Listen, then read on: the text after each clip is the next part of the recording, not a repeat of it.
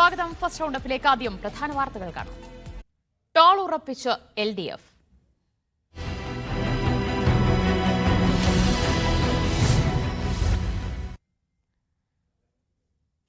കിഫ്ബി വഴി നിർമ്മിച്ച റോഡുകളിൽ നിന്ന് ടോൾ ഈടാക്കുന്നത് ഉറപ്പിച്ച് LDF സർക്കുലർ. ജനങ്ങൾക്ക് ദോഷമുണ്ടാകാത്ത രീതിയിൽ കിഫ്ബി പദ്ധതികളിൽ നിന്ന് വരുമാനമുണ്ടാക്കണമെന്ന് നിർദ്ദേശിക്കുന്ന LDF സർക്കുലർ മീഡിയ വണ്ണിന് ലഭിച്ചു. ജലത്തെയും കൃഷിയെയും ബാധിക്കാതെ പാലക്കാട് മദ്യനിർമ്മാണശാല നടപ്പാക്കണമെന്നും സർക്കുലറിലുണ്ട്. കിഫ്ബി വഴി നിർമ്മിച്ച റോഡുകളിൽ നിന്ന് ടോൾ ഈടാക്കുമെന്ന സൂചന മുഖ്യമന്ത്രി നിയമസഭയിൽ നൽകിയിരുന്നു. ടോൾ ഈടാക്കാനുള്ള തീരുമാനം നടപ്പാക്കാൻ പോകുന്നുവെന്ന് ഉറപ്പിക്കുന്നതാണ് കഴിഞ്ഞ ദിവസം തയ്യാറാക്കി കീഴ്ഘടകങ്ങൾക്ക് നൽകിയ LDFന്റെ സർക്കുലർ. കിഫ്ബി വഴി കേരളത്തിന്റെ നിരവധി വികസന പ്രവർത്തനങ്ങൾ നടക്കുന്നുണ്ട്. കിഫ്ബി ഫണ്ട് ഉപയോഗിച്ച് വൻകിട പദ്ധതികൾ വഴി ജനങ്ങൾക്ക് ദോഷം ചെയ്യാത്ത രീതിയിൽ വരുമാന സ്രോതസ് കണ്ടെത്തണം. കിഫ്ബിയെ സംരക്ഷിക്കാൻ എല്ലാ നടപടികളും സർക്കാർ സ്വീകരിക്കണമെന്നും സർക്കുലറിലുണ്ട്. LDF കൂടി തീരുമാനം അംഗീകരിച്ച പശ്ചാത്തലത്തിൽ വരും നാളുകളിൽ ടോൾ ഈടാക്കാനുള്ള സർക്കാർ തീരുമാനം വന്നേക്കും. പാലക്കാട് മദ്യനിർമ്മാണശാല വേണ്ട എന്ന CPI വാദത്തെ LDF യോഗം തള്ളിക്കളഞ്ഞിരുന്നു. എന്നാൽ CPIയെ ആശ്വസിപ്പിക്കുന്ന ചില വാചകങ്ങൾ പുറത്തുവന്ന സർക്കുലറിലുണ്ട്. കുടിവെള്ളത്തെയും കൃഷിയെയും ബാധിക്കാത്ത തരത്തിൽ പദ്ധതി നടപ്പാക്കണമെന്നാണ് സർക്കുലറിൽ പറയുന്നത്. CPIയുടെ ഇടപെടൽ കൊണ്ടാണ് LDF ഇങ്ങനെ തീരുമാനമെടുത്തതെന്നാണ് നേതാക്കൾ അവകാശപ്പെടുന്നത്. മീഡിയ 1 തിരുവനന്തപുരം.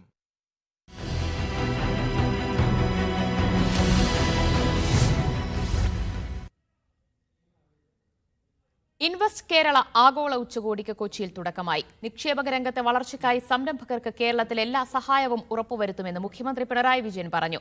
സുസ്ഥിര വികസനത്തിന് പ്രതിപക്ഷം ഒപ്പമുണ്ടാകുമെന്ന് VD സതീശൻ ഉറപ്പു നൽകി. രാഷ്ട്രീയത്തിനതീതമായി വ്യാവസായിക വളർച്ചയ്ക്ക് കേന്ദ്രത്തിന്റെ പരിപൂർണ പിന്തുണ ഉണ്ടാകുമെന്ന് മന്ത്രി പീയൂഷ് ഗോയലും പറഞ്ഞു.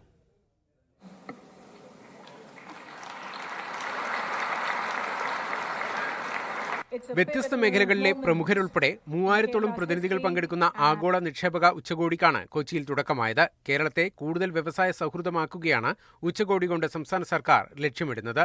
Let me also state that we take criticisms in our stride and try to understand what remains to be done in our march forward and making Kerala an investment destination.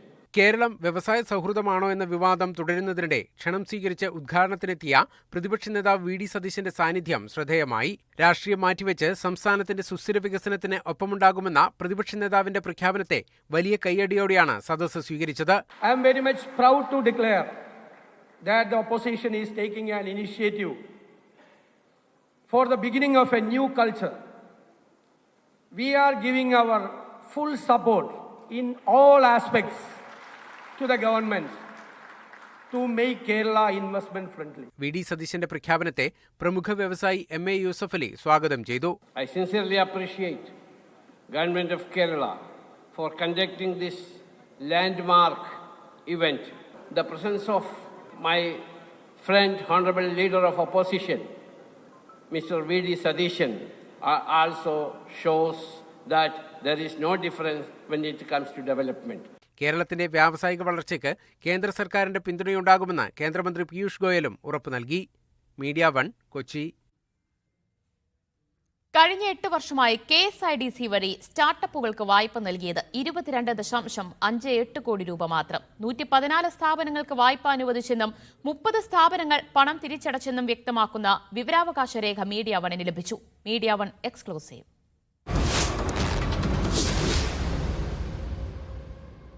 സംസ്ഥാനത്ത് പുതുതായി എത്ര വ്യവസായ സംരംഭങ്ങൾ തുടങ്ങിയെന്ന ചർച്ച സജീവമാണ്. ഒന്നാം പിണറായി സർക്കാരിന്റെ കാലം മുതൽ ഇതുവരെ 6200 വ്യവസായങ്ങൾ ആരംഭിച്ചതായി മുഖ്യമന്ത്രി തന്നെ പറഞ്ഞിരുന്നു. 5800 കോടിയുടെ നിക്ഷേപം വന്നതായും അവകാശപ്പെടുന്നു. സ്റ്റാർട്ടപ്പുകൾക്ക് സർക്കാർ എത്രയാണ് സാമ്പത്തിക സഹായം നൽകിയതെന്ന് പരിശോധിക്കുമ്പോൾ കുറവാണെന്ന് കാണാം. Kerala state industrial development corporation limited വഴി 2016 മെയ് മുതൽ 2024 ഡിസംബർ 14 വരെ 114 സ്റ്റാർട്ടപ്പുകൾക്ക് മാത്രമാണ് വായ്പ അനുവദിച്ചത്. 114 സ്റ്റാർട്ടപ്പുകൾക്കുമായി ആകെ 22,58,00,000 രൂപയാണ് വായ്പ അനുവദിച്ചത്. സംസ്ഥാനത്ത് സ്റ്റാർട്ടപ്പുകൾ വലിയ തോതിൽ വർദ്ധിച്ചുവെന്ന് അവകാശപ്പെടുന്ന സംസ്ഥാന സർക്കാർ എന്തുകൊണ്ടാണ് എത്ര സ്റ്റാർട്ടപ്പുകൾക്ക് സർക്കാർ ധനസഹായം നൽകിയിട്ടുണ്ടെന്നുള്ള വിവരങ്ങൾ പുറത്തുവിടാത്തെന്ന് വ്യക്തമാക്കണം. ശശി തരൂർ എഴുതിയ ലേഖനത്തിലും ഈ സുപ്രധാനമായ വിവരങ്ങളില്ല. 2016 മെയ് മുതൽ 2024 ഡിസംബർ വരെ 114 സ്റ്റാർട്ടപ്പുകൾക്ക് 22,58,00,000 രൂപയാണ് സർക്കാർ ധനസഹായമായി നൽകിയെന്ന് വിവരാവകാശ രേഖകൾ വ്യക്തമാക്കുന്നു. KSIDCയുടെ വായ്പ ലഭിച്ച 114 സ്റ്റാർട്ടപ്പുകളിൽ 30 സ്ഥാപനങ്ങൾ വായ്പാ തുക തിരിച്ചടച്ചു. 66 സ്ഥാപനങ്ങൾ ലോൺ തിരിച്ചടച്ചു തുടങ്ങിയിട്ടുണ്ട്. KSIDCയുടെ സാമ്പത്തിക സഹായത്തോടെ വന്ന സ്റ്റാർട്ടപ്പുകളുടെ എണ്ണം കുറവാണ് എന്നതാണ് കണക്കുകൾ സൂചിപ്പിക്കുന്നത്. സാജിദ് അജ്മൽ, മീഡിയ 1, തിരുവനന്തപുരം. വയനാട് പുനരധിവാസത്തിന് കേന്ദ്രം അനുവദിച്ച വായ്പയ്ക്ക് സമയപരിധി നിശ്ചയിക്കാനാവില്ലെന്ന് സംസ്ഥാന സർക്കാർ ഹൈക്കോടതിയിൽ. മാർച്ച് 31-നകം പദ്ധതി പൂർത്തിയാക്കണമെന്നത് അപ്രായോഗികമാണെന്നും സർക്കാർ ഹൈക്കോടതി അറിയിച്ചു. ഇക്കാര്യത്തിൽ കേന്ദ്രത്തോട് വിശദീകരണം തേടിയ കോടതി പുനരധിവാസം പൂർത്തിയാക്കാൻ സംസ്ഥാന സർക്കാർ സമയക്രമം നിശ്ചയിക്കണമെന്നും നിർദ്ദേശിച്ചു.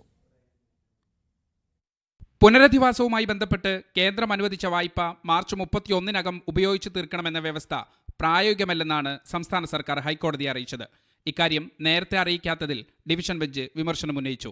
എന്നാൽ നിബന്ധനയിൽ എതിർപ്പറിയിച്ച് സംസ്ഥാനം കേന്ദ്രത്തിന് നേരത്തെ തന്നെ കത്തയച്ചുവെന്നും പദ്ധതി പൂർത്തിയാക്കാൻ സമയക്രമം നിശ്ചയിക്കാൻ കേന്ദ്രത്തിനാവില്ലെന്നും സംസ്ഥാന സർക്കാർ മറുപടി നൽകി. മാർച്ച് 31-ന് മുമ്പ് പദ്ധതി പൂർത്തിയാക്കണമെന്ന് പറയുന്നത് എന്തടിസ്ഥാനത്തിലാണെന്നും നിബന്ധന കൊണ്ട് എന്താണ് ഉദ്ദേശിക്കുന്നതെന്നും കേന്ദ്ര സർക്കാരിനോട് ഹൈക്കോടതി ചോദിച്ചു. കേന്ദ്രം മുന്നോട്ട് വെച്ച നിബന്ധന സംബന്ധിച്ച ആശങ്ക രേഖാമൂലം നൽകാനും ഡിവിഷൻ ബെഞ്ച് സംസ്ഥാന സർക്കാരിനോട് ആവശ്യപ്പെട്ടു. പുനരധിവാസ പദ്ധതി എന്ന് പൂർത്തിയാക്കുമെന്നതിൽ സംസ്ഥാന സർക്കാരിന് ധാരണയില്ലെന്ന് വിമർശിച്ച ഹൈക്കോടതി ഇത് സംബന്ധിച്ച് സമയക്രമം നിശ്ചയിക്കണമെന്നും പദ്ധതി അവതാളത്തിലാകരുതെന്നും ചൂണ്ടിക്കാട്ടി. മഴക്കാലത്തിനു മുമ്പ് അവശിഷ്ടങ്ങൾ നീക്കം ചെയ്യേണ്ടതുണ്ടെന്ന് അമിക്കസ് ക്യൂറിയും ആവശ്യപ്പെട്ടു. എത്ര അവശിഷ്ടങ്ങൾ നീക്കം ചെയ്യാനുണ്ട് എന്നത് സംബന്ധിച്ച് പരിശോധന തുടരുകയാണെന്ന് സംസ്ഥാന ദുരന്ത നിവാരണ അതോറിറ്റി മറുപടി നൽകി. എന്നാൽ മഴക്കാലത്തിനു മുമ്പ് അവശിഷ്ടങ്ങൾ നീക്കം ചെയ്യുന്നത് പൂർത്തിയാക്കാൻ സമയക്രമം നിശ്ചയിക്കണമെന്നും കോടതി നിർദ്ദേശിച്ചു. മീഡിയ 1, കൊച്ചി. പുനരധിവാസം വൈകുന്നതിൽ പ്രതിഷേധിച്ച് മുണ്ടക്കൈ ദുരന്ത ബാധിതർ സർക്കാരിനെതിരെ സമരത്തിന്. ആദ്യഘട്ടമായി തിങ്കളാഴ്ച കളക്ട്രേറ്റിന് മുന്നിൽ ഉപവാസമിരിക്കും. എൽസ്റ്റൺ എസ്റ്റേറ്റിൽ 5 സെന്റ് ഭൂമി എന്നത് അംഗീകരിക്കില്ലെന്ന് ദുരന്തബാധിതർ പറഞ്ഞു. ഗുണഭോക്താക്കളുടെ പൂർണ്ണ ലിസ്റ്റ് ഇതുവരെ പുറത്തുവിട്ടിട്ടില്ല. വീട് ലഭിക്കുന്ന കാര്യത്തിൽ പലർക്കും ആശങ്കയെന്നും ജനകീയ ആക്ഷൻ കമ്മിറ്റി വിശദീകരിച്ചു. ഒരിക്കലും അംഗീകരിക്കാൻ കഴിയില്ല. കാരണം 5 സെന്റിൽ ഞങ്ങൾക്ക് കഴിയില്ല. ചെറിയ ഒരു അടുക്കളത്തോട്ടോ മറ്റോ ഒക്കെ വേണമല്ലോ. ഞങ്ങൾ അങ്ങനെയൊക്കെ കഴിഞ്ഞ ആളുകൾ, ചീര വെക്കാനോ മുളക് വെക്കാനോ. അപ്പോൾ അതില്ലാതെ ഒരു പ്രയാസമാണ്. 5 സെന്റ് ഒരിക്കലും കഴിയില്ല. കാരണം നമുക്ക് വണ്ടി വെക്കാനോ അല്ലെങ്കിൽ കുട്ടികൾക്ക് മുറ്റത്ത് കളിക്കാനോ കോമൺ ആയിട്ട് കളിസ്ഥലങ്ങളൊക്കെ ഉണ്ടെങ്കിൽ പോലും നമ്മളതായ ഒരു സ്ഥലം വേണം. പിന്നീട് നമുക്ക് ഒരിക്കലും വാങ്ങാനോ അല്ലെങ്കിൽ കഴിയില്ല. 5 സെന്റ് എന്നുള്ളത് ഞങ്ങൾ ഒരിക്കലും അംഗീകരിക്കുന്നില്ല. അത് അംഗീകരിക്കാൻ കഴിയില്ല. അത് പുത്തുമല പൊതുശ്മശാനത്തിൽ പോയിട്ട് പുഷ്പാർച്ചന നടത്തിയിട്ട് 8:30 മണിക്ക് അവിടെ പുഷ്പാർച്ചന നടത്തും. തിങ്കളാഴ്ച രാവിലെ. അത് കഴിഞ്ഞ് നേരെ കളക്ടറേറ്റിലേക്ക് വരും. കളക്ടറേറ്റിൽ 10 മണിക്ക് ഏകദിന ഉപവാസം. മുണ്ടക്കൈ ദുരിതബാധിതർക്ക് ടൗൺഷിപ്പ് ഒരുക്കുന്ന കൽപ്പറ്റ എൽസ്റ്റൺ എസ്റ്റേറ്റിലെ തൊഴിലാളികളോട് 2 ദിവസത്തിനകം ഒഴിഞ്ഞുപോകാൻ ഉടമകളുടെ നോട്ടീസ്. 70ഓളം കുടുംബങ്ങൾക്ക് ലയങ്ങളിൽ നിന്ന് മാറേണ്ടി വരും. കുടിയിറക്കുന്നതിനെതിരെ സർക്കാർ ഇടപെടണമെന്ന് തൊഴിലാളികൾ മീഡിയ 1-നോട് പറഞ്ഞു.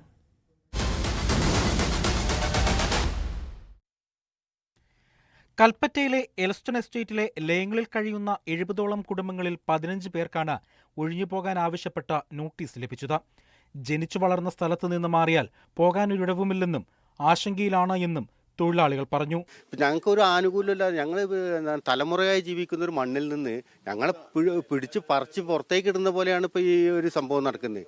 എന്നാൽ തങ്ങളെ കുടിയിറക്കാനുള്ള മാനേജ്മെന്റ് നടപടിക്കെതിരെ സർക്കാർ ഇടപെടണമെന്നും മുണ്ടക്കൈ ദുരിതബാധിതരുടെ പുനരധിവാസത്തെ തങ്ങൾ സ്വാഗതം ചെയ്യുന്നുവെന്നും കുടുംബങ്ങൾ പറഞ്ഞു. ഏറ്റെടുക്കുന്നതിനും പുനരധിവാസത്തിനും ഞങ്ങൾ എതിരല്ല. ഈ തൊഴിലാളികളുടെ കാര്യത്തിന് എന്താണ് തീരുമാനം കൈക്കൊണ്ടിട്ടുള്ളത്? ഈ വിഷമത്തിനൊരു പരിഹാരം ഗവൺമെന്റും മാനേജ്മെന്റും എടുത്തിട്ടില്ലെങ്കിൽ ഇവിടെ കല്ലിടൽ കല്ലിടൽ ഇതിനൊന്നും ഞങ്ങൾ എതിരായിട്ട് സമരരംഗത്തുണ്ടാവും. 90% ആളുകൾക്ക് മാറാനുള്ള സംവിധാനമില്ല മറ്റൊരു സ്ഥലത്ത് പോയി താമസിക്കാൻ. ഇപ്പോൾ മുണ്ടക്കൈ ചുവലമല ഉരുൾപൊട്ടലിൽ ദുരന്തം അനുഭവിക്കുന്നവർക്ക് സർക്കാർ വാടക കൊടുത്തിട്ട് വീട് കൊടുക്കുന്നുണ്ട്. ഈ 48 മണിക്കൂർ കൊണ്ട് പോകാൻ പറഞ്ഞാൽ എവിടെ പോകാനാ? ബോണസ്, സെറ്റിൽമെന്റ്, പിന്നെ ഗ്രാറ്റുവിറ്റി 10-15 വർഷമായി PF അടച്ചിട്ട് ഞങ്ങൾക്ക് പെൻഷൻ എഴുതിയാൽ പെൻഷൻ വരുന്നില്ല. ഇതൊക്കെയാണ് ഇപ്പോൾ ഇവിടുത്തെ സ്ഥിതി. മാനേജ്മെന്റ് നടപടിക്കെതിരെ സമരത്തിനൊരുങ്ങുകയാണ് തൊഴിലാളികൾ. മാനേജ്മെന്റ് സ്വയം തയ്യാറാവുകയോ സർക്കാർ ഇടപെടുകയോ ചെയ്ത് പ്രശ്നപരിഹാരം ഉണ്ടാക്കിയില്ല എങ്കിൽ ഞായറാഴ്ച മുതൽ സമരം ആരംഭിക്കുമെന്നും തൊഴിലാളികൾ പറഞ്ഞു. മീഡിയ 1, വയനാട്. കോഴിക്കോട് കൊയിലാണ്ടിയിൽ ക്ഷേത്രോത്സവത്തിനിടെ ആനയിടഞ്ഞ സംഭവത്തിൽ ഗുരുതര വീഴ്ചയെന്ന വനം വകുപ്പിന്റെ അന്തിമ റിപ്പോർട്ട്. ഗുരുവായൂർ പീതാംബരനെ മദപ്പാടിനോട് അടുത്ത സമയത്താണ് എഴുന്നള്ളിപ്പിനെത്തിച്ചതെന്ന് റിപ്പോർട്ടിൽ പറയുന്നു. ഇടച്ചങ്ങല ഇല്ലാതിരുന്നതും തുടർച്ചയായ വെടിക്കെട്ടും അപകടത്തിന് കാരണമായെന്നാണ് അന്തിമ റിപ്പോർട്ടിലുള്ളത്. റിപ്പോർട്ടിന്റെ പകർപ്പ് മീഡിയ 1-ന് ലഭിച്ചു. മദപ്പാടിനോട് അടുത്ത സമയത്താണ് പീതാംബരനെ എഴുന്നള്ളിച്ചതെന്നാണ് രക്തസാമ്പിളുകളുടെ രാസപരിശോധനാ ഫലത്തിലുള്ളത്. പീതാംബരന്റെ രക്തത്തിൽ ടെസ്റ്റോസ്റ്റിറോൺ ഹോർമോണിന്റെ അളവ് 15 മില്ലിഗ്രാമിൽ കൂടുതലാണെന്ന് കണ്ടെത്തി. 15-ൽ കൂടുന്നത് മദപ്പാടിനോട് അടുത്ത സമയത്താണ്. ഗുരുവായൂർ ദേവസ്വം ബോർഡിന്റെ ആനയാണ് പീതാംബരൻ. ആനയുടെ ഉടമ ഉത്സവത്തിന് മുൻപ് രക്തപരിശോധന നടത്തി ഇത് ഉറപ്പുവരുത്തണം. ദേവസ്വം ബോർഡിന് ഇക്കാര്യത്തിൽ വീഴ്ചയുണ്ടായതായാണ് വനം വകുപ്പ് വിലയിരുത്തൽ. ഗുരുവായൂർ പീതാംബരന് മറ്റ് ആനകളെ ഉപദ്രവിക്കുന്ന സ്വഭാവം നേരത്തെ ഉണ്ടെന്നും റിപ്പോർട്ടിലുണ്ട്. പീതാംബരൻ പടക്കം പൊട്ടിക്കുന്ന ശബ്ദം കേട്ടാൽ പരിഭ്രാന്തനാകുമെന്ന് ക്ഷേത്രം ഭാരവാഹികളെ അറിയിച്ചിരുന്ന പാപ്പാന്മാരുടെ മൊഴിയും റിപ്പോർട്ടിൽ പരാമർശിക്കുന്നു. പടക്കം പൊട്ടിക്കുന്ന വിവരം നേരത്തെ ക്ഷേത്ര കമ്മിറ്റി അറിയിച്ചില്ലെന്നാണ് പാപ്പാന്മാർ പറയുന്നത്. ആനകൾക്ക് ഇടച്ചങ്ങല ഇടാതിരുന്നതും തുടർച്ചയായ വെടിക്കെട്ടും ആന ഇടയുന്നതിലേക്ക് നയിച്ചു. മദപ്പാടുണ്ടാകാൻ സാധ്യതയുള്ള സ്റ്റേജിൽ നിൽക്കുന്ന ഒരു ആനയെ എഴുന്നള്ളിക്കാൻ പറ്റുമോ ഇല്ല എന്നൊരു പ്രശ്നമാണ് ഇപ്പോൾ ഉയർന്നു വന്നിട്ടുള്ളത്. കർശനമായ നിലപാടുകൾ ഈ കാര്യത്തിൽ സ്വീകരിക്കും. ഉത്സവങ്ങൾക്ക് ആനയെ എഴുന്നള്ളിക്കുമ്പോൾ എല്ലാ തരത്തിലുള്ള പടക്കം പൊട്ടിക്കുന്നതും കർശനമായി ഒഴിവാക്കണമെന്നതുൾപ്പെടെയുള്ള 6 നിർദ്ദേശങ്ങൾ കൂടി ഉൾപ്പെടുത്തിയുള്ള റിപ്പോർട്ടാണ് സോഷ്യൽ ഫോറസ്ട്രി കൺസർവേറ്റർ ആർ കീർത്തി വനംവകുപ്പ് മന്ത്രിക്ക് നൽകിയത്. വീഴ്ചകൾ എണ്ണം പറഞ്ഞ് റിപ്പോർട്ടിലുണ്ട്. ഇതൊക്കെ നേരത്തെ പാലിച്ചിരുന്നെങ്കിൽ 3 ജീവനുകൾ നഷ്ടമാകില്ലായിരുന്നു. ഈ റിപ്പോർട്ടിന്റെ അടിസ്ഥാനത്തിൽ ഇനിയെങ്കിലും വനംവകുപ്പ് കർശന നടപടി സ്വീകരിക്കുമെന്നാണ് പ്രതീക്ഷ. ഷിത ജഗത്, മീഡിയ 1, കോഴിക്കോട്. PSC അംഗങ്ങളുടെ ശമ്പള വർധനവിനെതിരെ CPI തൊഴിലാളി സംഘടനയായ AITUC. അടിസ്ഥാന വർഗത്തെ തഴഞ്ഞുള്ള തീരുമാനം LDFന് ഭൂഷണമല്ല. തീരുമാനത്തിൽ നിന്ന് സർക്കാർ പിന്തിരിയണമെന്നും AITUC ആവശ്യപ്പെട്ടു. സർക്കാർ തീരുമാനത്തിനെതിരെ യൂത്ത് കോൺഗ്രസ് PSC ആസ്ഥാനത്തേക്ക് മാർച്ച് നടത്തി. ബാരിക്കേഡ് മറിച്ചിടാൻ ശ്രമിച്ച പ്രവർത്തകർക്ക് നേരെ പോലീസ് ജലപീരങ്കി പ്രയോഗിച്ചു.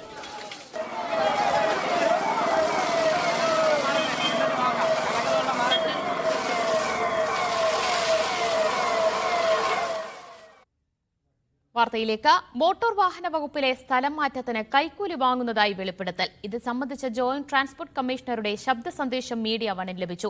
കഴിഞ്ഞ വർഷം ഓഗസ്റ്റ് 29-ന് അന്നത്തെ joint transport commissioner Shaji Madhavan മറ്റൊരു ഉദ്യോഗസ്ഥന് അയച്ചതാണ് സന്ദേശം. ട്രാൻസ്ഫറുകൾ പെയ്ഡ് സർവീസ് എന്ന് ശബ്ദ സന്ദേശത്തിൽ ജോയിന്റ് ട്രാൻസ്പോർട്ട് കമ്മീഷണർ പറയുന്നു. സ്വകാര്യ ബസിന് പെർമിറ്റ് പുതുക്കി നൽകാൻ എറണാകുളം RTO കൈക്കൂലി ആവശ്യപ്പെട്ട വാർത്ത എല്ലാവരും കണ്ടതാണ്. എന്നാൽ മോട്ടോർ വാഹന വകുപ്പിലെ അഴിമതി ഇവിടം കൊണ്ട് അവസാനിക്കുന്നതല്ല.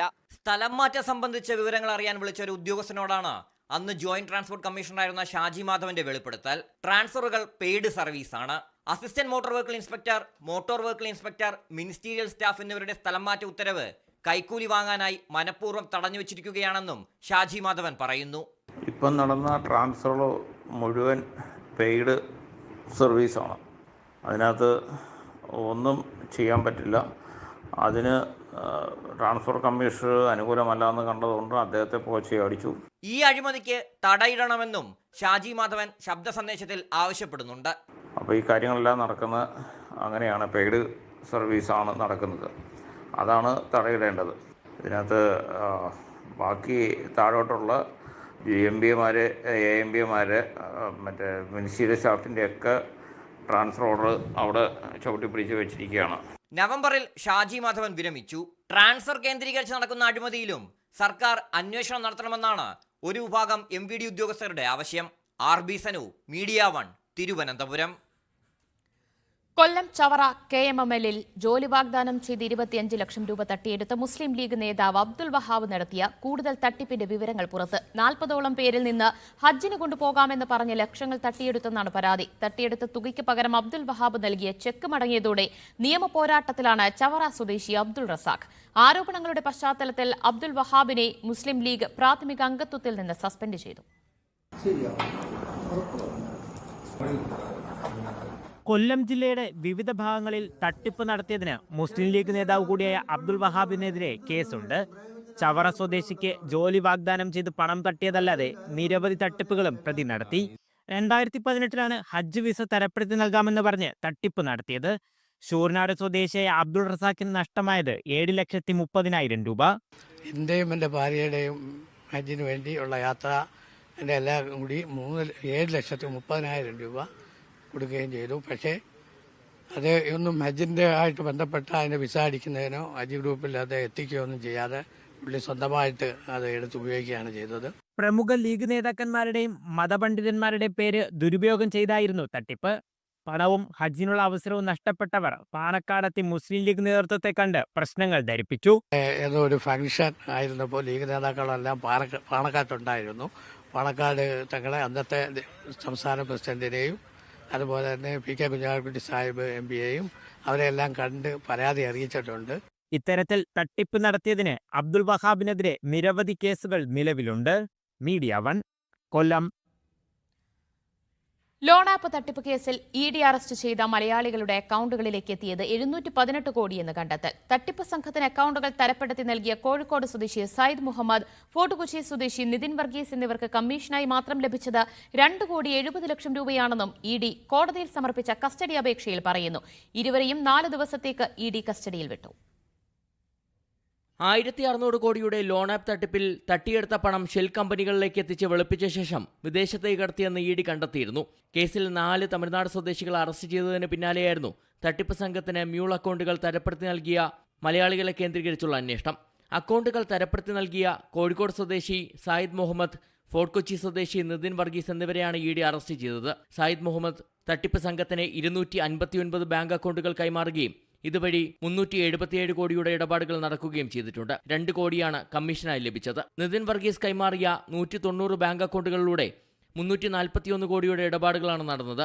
ഇയാൾക്ക് തട്ടിപ്പ് സംഘത്തിൽ നിന്നും 70 ലക്ഷം കമ്മീഷനായി ലഭിച്ചു.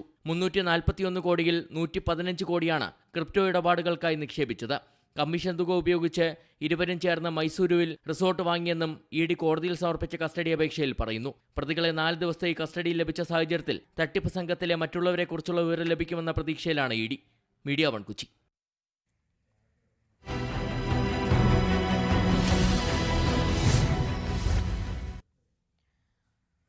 ഇടുക്കി ജില്ലയിൽ അനധികൃത ഖനനം വ്യാപകമായിട്ടും കണ്ണടച്ചു റവന്യൂ വകുപ്പ്. കുളം, റോഡ് നിർമ്മാണങ്ങളുടെ മറവിൽ വ്യാപകമായി പാറ പൊട്ടിച്ചു കടത്തി. ജിയോളജി വകുപ്പ് നൽകിയ റിപ്പോർട്ടുകളും അവഗണിച്ചു. വാർത്ത പുറത്തുവന്നതിന് പിന്നാലെ ജിയോളജി വകുപ്പ് ഉദ്യോഗസ്ഥരെ കൂട്ടത്തോടെ സ്ഥലം മാറ്റി.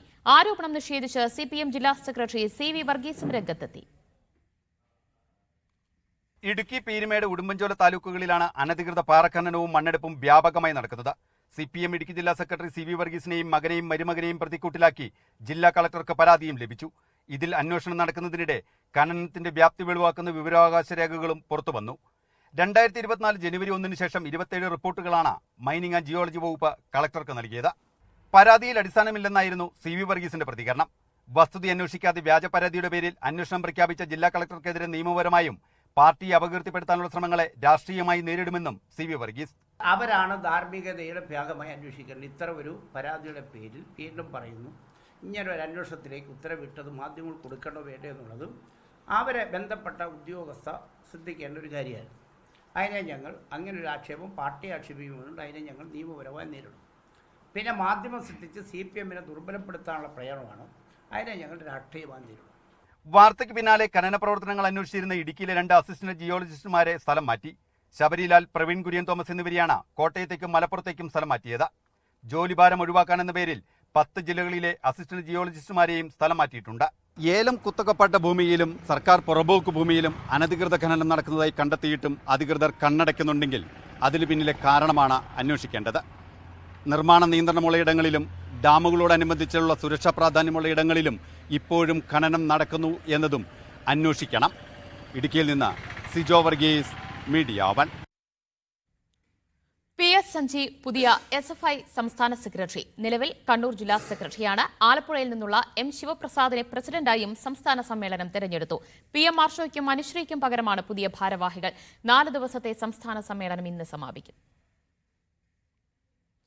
സിദ്ധാർത്ഥൻ ഉപയോഗിച്ചിരുന്ന പല സാധനങ്ങളും പൂക്കോട് സർവകലാശാല അധികൃതർ മനഃപൂർവ്വം മാറ്റിയെന്ന് സംശയിക്കുന്നതായി പിതാവ് ജയപ്രകാശ്. കാണാതായ സാധനങ്ങൾ കണ്ടെത്തിയെന്ന് കോളേജ് അധികൃതർ അറിയിച്ച സാഹചര്യത്തിലാണ് പൂക്കോടെത്തിയത്. എന്നാൽ പലതും സിദ്ധാർത്ഥന്റേതല്ല. ഏതെങ്കിലും സാധനങ്ങൾ കിട്ടാത്തതുണ്ടെങ്കിൽ നിയമ നടപടി സ്വീകരിക്കുമെന്നും പിതാവ് പറഞ്ഞു.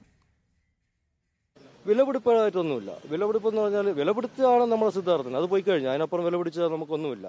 അതിൽ അവൻ ഉപയോഗിച്ച സാധനങ്ങൾ, ഈവൻ ഒരു മുട്ടുസൂചിയാണെങ്കിൽ പോലും അവൻ ഉപയോഗിക്കുന്ന സാധനങ്ങൾ നമുക്കറിയാം. കാരണം എല്ലാ സാധനവും അവൻ്റെ അമ്മ വാങ്ങിക്കൊടുത്തതാണ്. അപ്പോൾ അവർക്ക് നല്ലവണ്ണം അറിയാം അവൻ്റെ സാധനങ്ങളൊക്കെ എന്തൊക്കെയാണ് ഏതൊക്കെയാണ്. അതിപ്പോൾ ഒരു പൊട്ടിയ പേനയാണെങ്കിൽ പോലും അത് എനിക്ക് കിട്ടിയിരിക്കണം. അത് ഉറപ്പാണ്. കിട്ടിയില്ല എന്നുണ്ടെങ്കിൽ അത് ഇതിന് ഉത്തരവാദിത്തപ്പെട്ടവർ ശക്തമായ നിയമ നടപടി അവർ നേരിടും. ഞാൻ അതിന് മുമ്പോട്ട് പോകും. സ്വർണം 22 കാരറ്റ് ഗ്രാമിന് 8,025 രൂപ, പവൻ 64,200 രൂപ. 18 കാരറ്റ് ഗ്രാമിന് 6,605 രൂപ, പവൻ 52,840 രൂപ. വെള്ളി ഗ്രാമിന് 108 രൂപ.